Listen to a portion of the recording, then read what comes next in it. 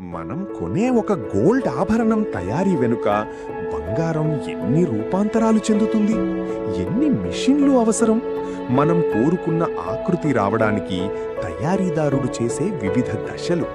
ఒక ముక్కలా ఉండే బంగారం కనులు మిరిమిట్లు గోలిపే అందాలతో ఎంతైనా కొనాలనిపించే ఆభరణాలుగా మన ముందుకొచ్చే కొన్ని దశలు చూడండి.